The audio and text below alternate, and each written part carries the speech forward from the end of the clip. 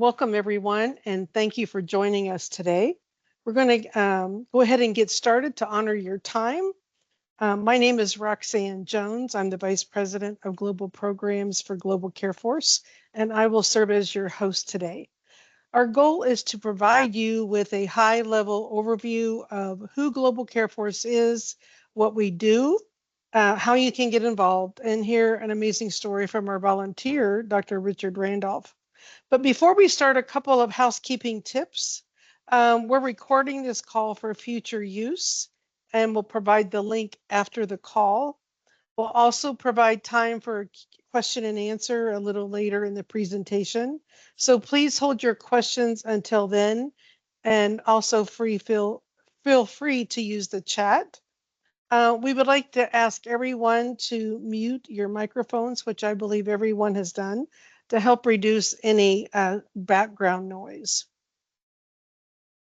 All right, here we go. So Global Care Force's purpose is to transform lives through volunteer service, connecting our volunteers with organizations serving people in need worldwide. Our volunteers serve without distinction and with respect for other cultures and faiths. Our goal is to, if you could mute your microphone, we would appreciate it. Thank you. Welcome. Our goal is to continue to provide primary care teams to areas lacking accessible resources, i.e. medical care. Global Care Force is a 501c3 registered nonprofit.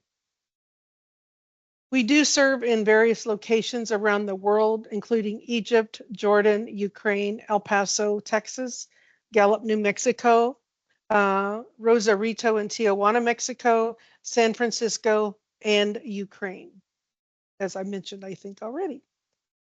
So today we have Dr. Richard Randolph with us. He is a physician who has deployed with Global Care Force twice to Ukraine, getting ready to go back. And I'm going to be asking him some questions. So Dr. Rick, go ahead and turn on your mic, and I'm going to start the interview, if you will, so that people can hear it from one of our volunteers.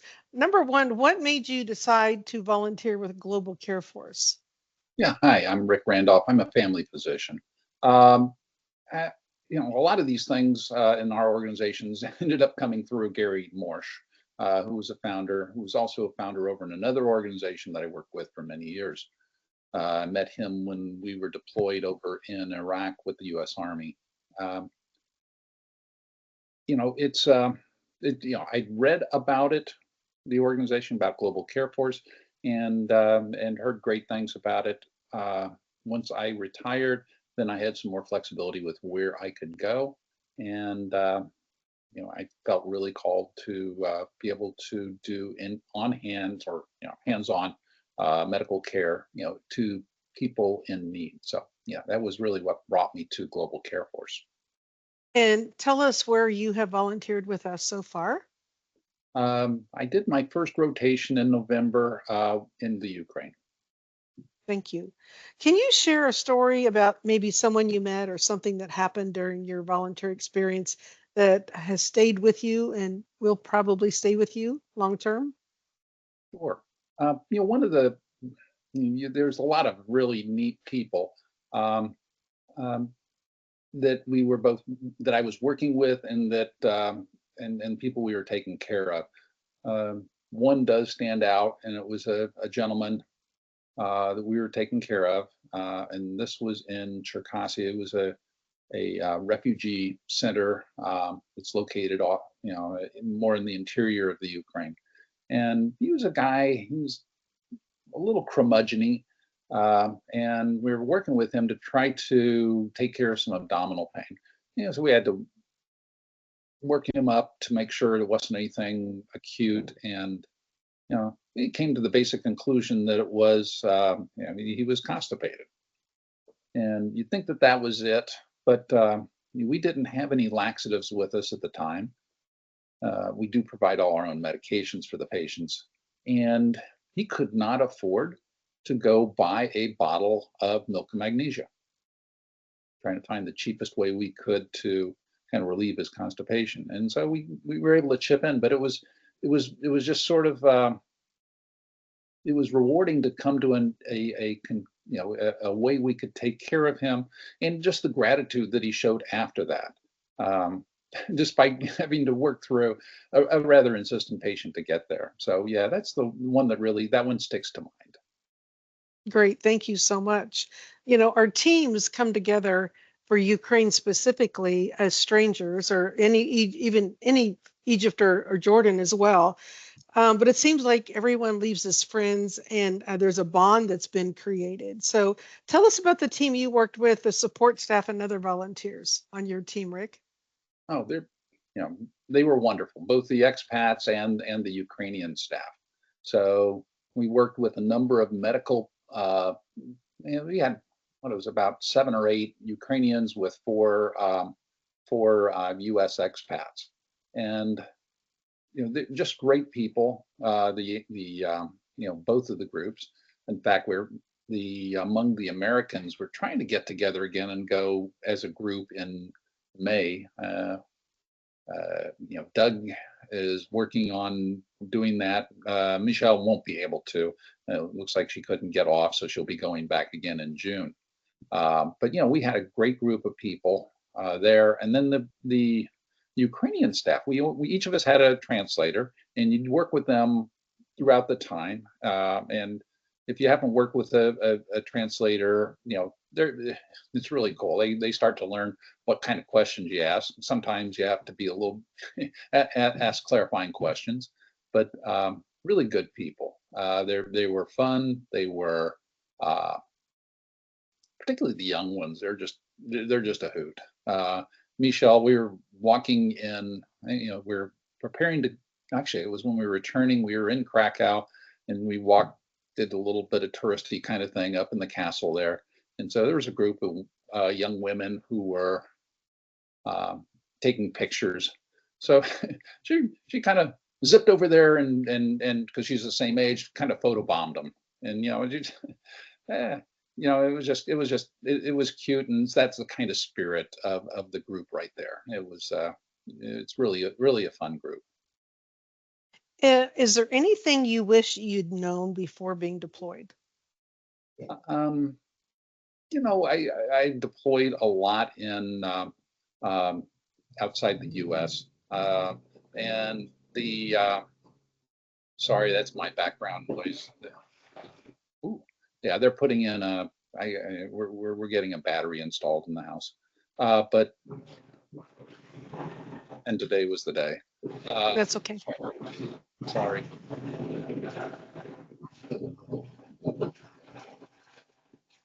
Wow. So Hopefully yeah, it doesn't this long. That's much louder than it normally was. it's okay. It's not bad. Yeah. Um, and so I'm sorry, I got a little distracted. What was the Yeah. question? Is there anything you wish you'd known before being deployed? Yeah, it was. You know, I did know what we were, how to work within a constrained formulary. That was important. I did know the formulary going out there. I guess the biggest thing was, I had no idea what the living conditions were going to be like. How to dress. I dressed a little too formally. I wasn't really sure quite the settings in which we would be seeing people, which ended up being, in just rooms in a house and in some clinics, but a lot of it was just simply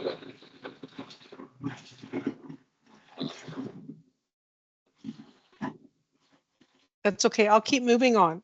yeah, going on. Yeah, Sometimes, yeah, go on and yeah, sorry. sometimes going back to your normal life after volunteering for some time can be quite a shock to your system.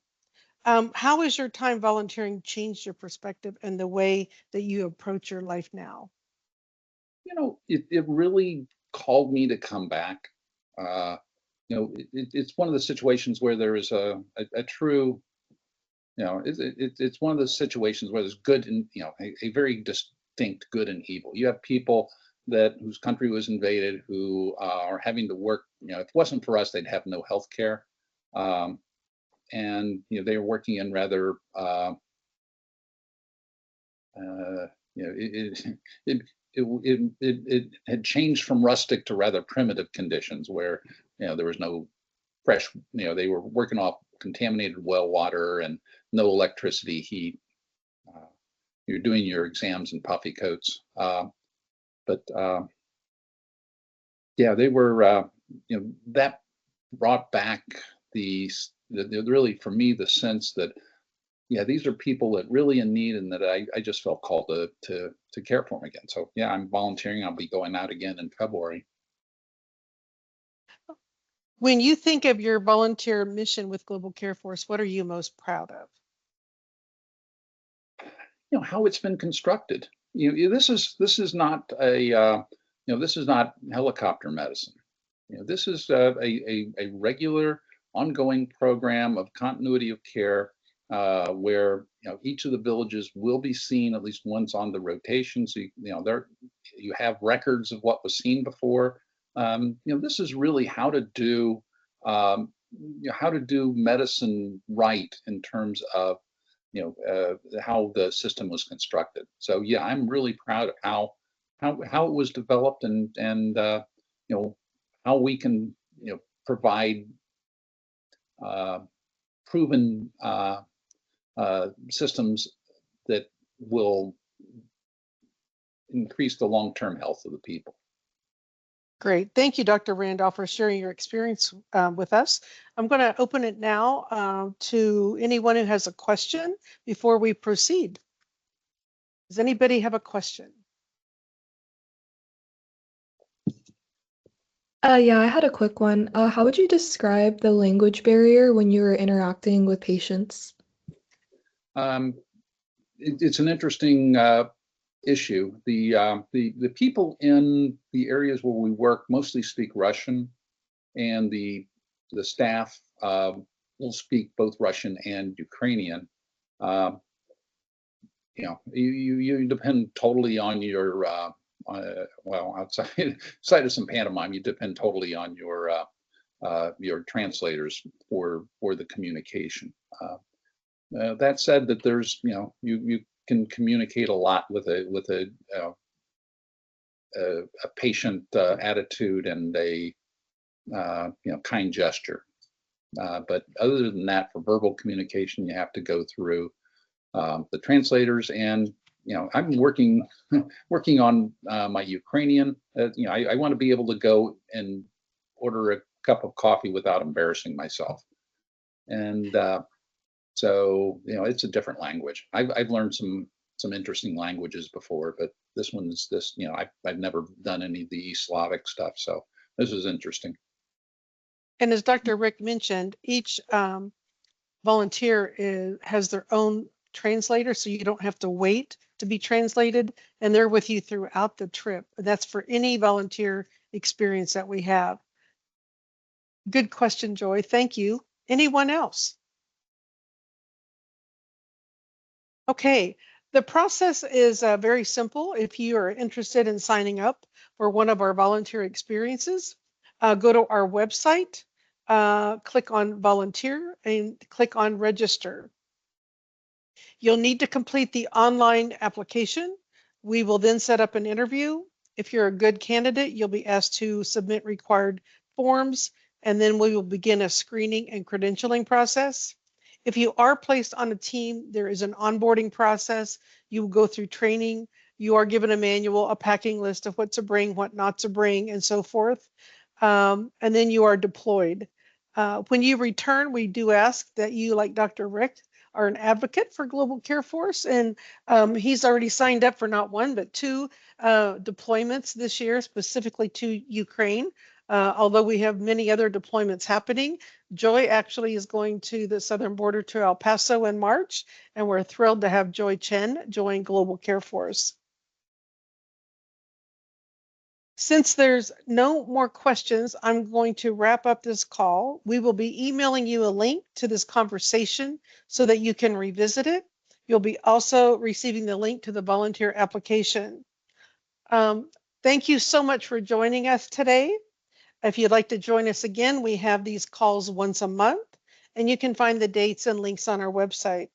If you know someone who wants to Hello, volunteer, yes, hello. yes, All right. Uh, this is uh,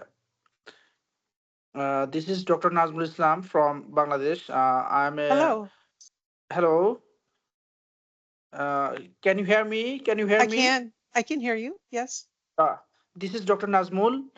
I'm a physician by profession, general practitioner, and I have built a charity organization for the development of the poor people. And I have worked as a volunteer in the world largest refugee camp called Rohingya refugee camp, who has been fled from Myanmar to Bangladesh. So I have heard from Dr. Rick. It will be a great pleasure for me if I get a chance to work people like you, because you people are from the uh, civilized nation, and you have more work experience. So if I get a chance to work with you from this poor country, I will gather more knowledge, and I have the visa of USA and Canada. So visa issue is not a problem for me. I can manage it, and I have traveled to many countries. My intention is to work with you. Simply. Okay. If you would follow the instructions here on applying, we will follow through on the process with our application process. As mentioned here, if you'll go to info@globalcareforce.org, I'm sorry, globalcareforce.org, and click on volunteer, it will take you to the application. Once we receive your application, we will respond to you with the next steps. Okay. Thank you for joining us today from Bangladesh. Welcome. We will look forward to hearing from you. Thank So you. again, thank you so much for your time, everyone. Again, we have these once a month. You can find the dates and links on our website. If you know someone who wants to volunteer, please have them join us next time. Thank you so much for joining us, and enjoy the rest of your day. Thank you. Thank you. Take care.